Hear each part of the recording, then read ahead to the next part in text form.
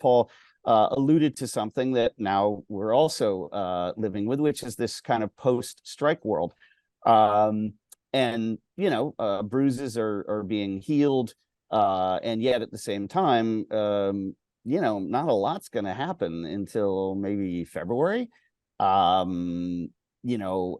will be, as Paul just alluded to, fewer shows will be commissioned.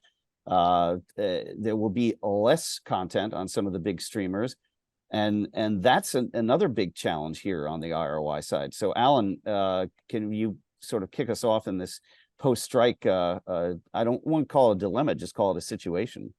Yeah, I mean, I think it's going to actually wind up being a good thing, because you look at Netflix, right? And, there's that scene in South Park where they sort of mock the fact that they will just pretty much greenlight anything. And what happened was, right, that, it really damaged the reputation. Like if you Google, Netflix, Netflix junk, Netflix quality down, whatever, there's so many articles and blog posts and whatever that came up about that. And, it's not even really true. It's just that there was a perception because, initially they had these great shows. They had, with Stranger Things, Orange is the New Black, Narcos. And then suddenly you have like a whole range of stuff that's, that's aimed at the masses and just not very well thought out, not very good.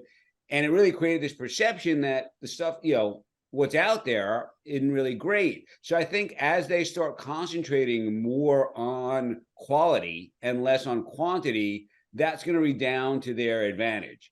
I think one of the things that we're going to see, if not next year, but eventually, is a return to longer series. In other words, these 25 episode seasons. That's something that I think everybody's realizing, we don't get syndication that way. Like everybody loved Ted Lasso, but there's 36 or 40 episodes. And that doesn't do it versus a Friends where there's 200 some odd episodes. And so but there were only 39 episodes of The Honeymooners, so remember that. Yes. So Ted Lasso's in good company there. Right, but they still need these long, they still need these long series that go on for 10 years and that, become a part of people. They may not have the same quality, but they become a part of people's lives, and that's a really important thing too. So I think we're going to start to see a return to that as well. Well, Daniel, I mean, you're all about quality, and you've got it in abundance. But at the same time, yes, there will be less probably on Max or whatever it's called next year and other things.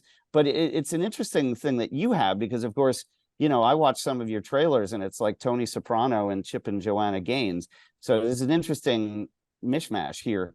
And yet great quality. So, I mean, but yet you have to keep people watching. So, I mean, what's your look at that quality view from the technical side of the fence? First of all, I fully endorse and I'm hopeful that Alan is right. That opinion is exactly what I personally want for the future of television. My fear is that what we make today isn't going to be interesting to people 10 years from now. And so there will be no Parks and Rec, Suits, etc., the things from 10 years ago that we're watching today. To the quality, quantity side of things on Max, I think one really interesting example during the strike was a deal that Max did with AMC Plus to bring some of AMC Plus's content over onto Max for a couple of months in a promotional capacity. We got the full run of a handful of series, and there were bumpers, I believe, before each episode promoting AMC Plus. And we had this really nice synergy of new content coming to the platform at a moment where we were otherwise light, that aligned with things that users were already deep in the library watching. So if you were a True Blood viewer, or if you were a Vampire Diaries viewer, something like Interview with a Vampire or Fear the Walking Dead or A Discovery of Witches fell right into your zone and right into your lap on Max in September and October. What's, I think, interesting there is the disparity. True Blood's HBO,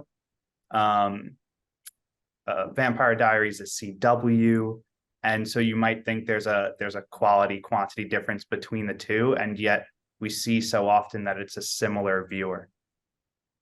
Which is interesting because, you know, again, where somebody sees something, I mean, let's talk about brand loyalty or maybe even lack thereof. But if you can pin that, I would think that there'd be more and more opportunities to do similar kinds of deals. And Bethany, you're in a very different position, obviously, with music videos. But you know, I mean, I would think that some of that might happen as well, given, you know, as you mentioned, sourcing or curating new artists and matching them with something from the library side. I mean, that's fascinating. Yeah. So our side wasn't really as affected by the strike, just because musicians weren't part of that. So we were able to keep generating new shows, new content. But Vevo's library spans from the 60s and 70s. And one of our most popular channels is Vevo 80s. So we're kind of a testament to how older content can still really resonate today and can connect with people. So it's not just the newest things that are driving viewership. It's really how you're putting it all together, how you're curating it for viewers, and how you're introducing it to the right audience. That really makes the difference for us. Yeah. And one of the streamers that's not on this panel is Paramount. And of course, they own Viacom, which owns MTV, and they don't show music on MTV anymore. So if you want that, go to Vevo and you can see the 80s stuff that was on MTV in the 80s, and you can see it on Vevo and remix it and then find other cool stuff from the 20s, because we're now in the 20s. But it's still, you know, very interesting to me that all these things are colliding, you know, the strikes happening, the end of peak TV, and sort of going back to business, if you will, in terms of looking at what works. I mean, Daniel's example I thought was brilliant. And, you know, Daniel also mentioned that, yeah, we don't have the syndication plays that we used to anymore.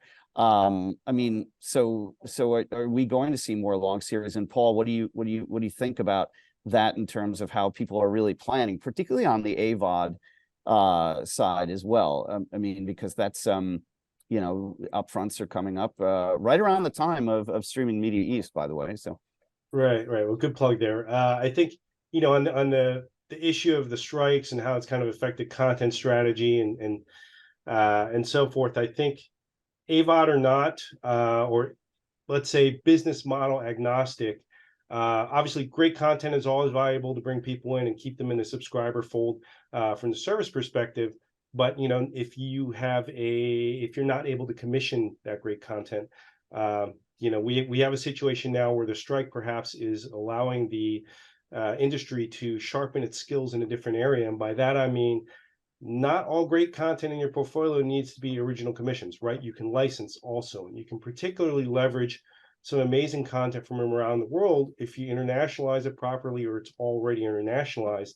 And as your audience base over time gets more diverse and retaining them as a business gets more important, licensing gives you a lot of agility to make sure you're serving or super serving all of those particular nuances of those unique audience segments.